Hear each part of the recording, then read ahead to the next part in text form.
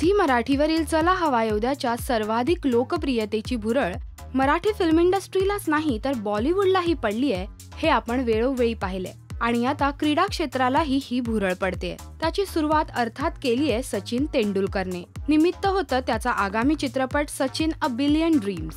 सचिन सोबत त्याची पत्नी अंजली, त्याचे भाऊ नितीन तेंडुलकर, अजित तेंडुलकर, बहीण सविता तेंडुलकर तसेच त्यांचे मित्र अतुल रानडे, जगदीश चव्हाण आणि अजित भुरे हेही चला हवा येऊद्याच्या सेटवर आवर्जून उपस्थित होते। सचिन अ बिलियन ड्रीम्स या चित्रपटामध्ये साहित्य सहवास ते शिवाजी पार्क आणि शारदाश्रम शाळा ते भारतरत्न हा सर्वोच्च किताब स्वीकारतानाचा सचिनचा प्रवास उलगडला गेला आणि याच रोमहर्षक प्रवासाची झलक त्याने चला हवा येऊद्याच्या मंचावर दिलखुलास मारलेल्या गप्पांमधून उलगडत गेली आहे।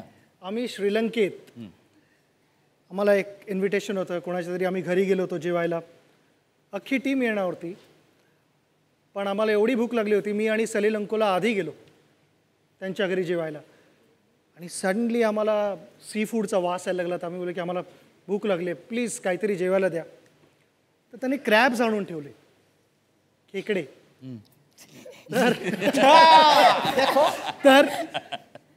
तर आम्ही खात गेलो आणि एवढं खात गेलो की ॲक्च्युली डोंगर तयार केला खेकड्यांच्या शेल्सचा।